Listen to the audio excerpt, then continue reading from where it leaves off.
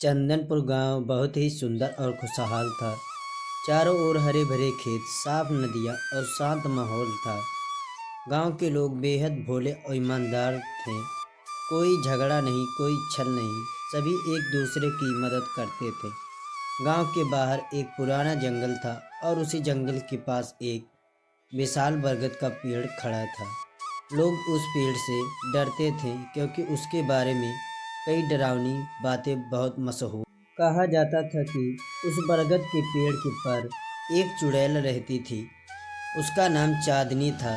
दिन में वह दिखाई नहीं देती थी, लेकिन रात होती ही उस पेड़ के आसपास अजीब साया दिखने लगता था। गांव के बुजुर्ग बच्चों को शाम के बाद उधर जाने से मना करते थे।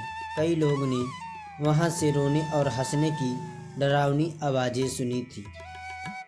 चांदनी कोई साधारण चुड़ैल नहीं थी, वह बहुत चालाक और खतरनाक थी। हर रात वह चंदनपुर जाती और किसी अकेले आदमी को अपने वश में कर लेती थी।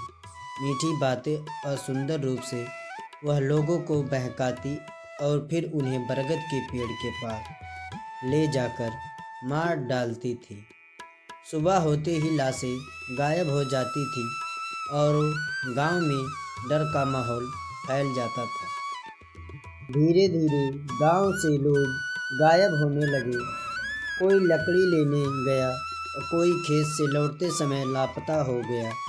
गांव में दहशत फैल गई। लोग सूरज ढलते ही घरों में बंद हो जाते।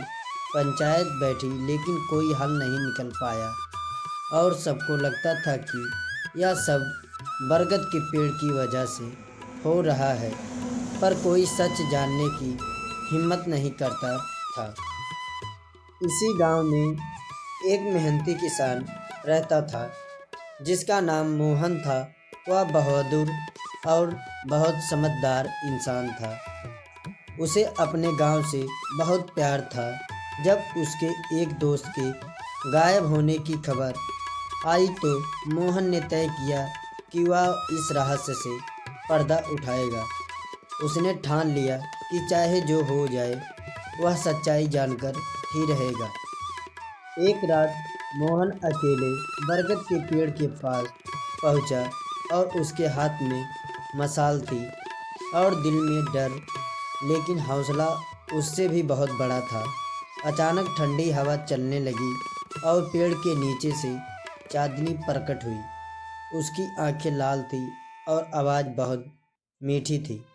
उसने मोहन को अपने पास बुलाया। चांदनी ने मोहन पर जादू करने की कोशिश की, लेकिन मोहन ने अपने मन को मजबूत रखा। उसने मंत्र पढ़ना शुरू किया जो उसे एक साधु ने सिखाया था। मंत्र सुनते ही चांदनी चिल्लाने लगी।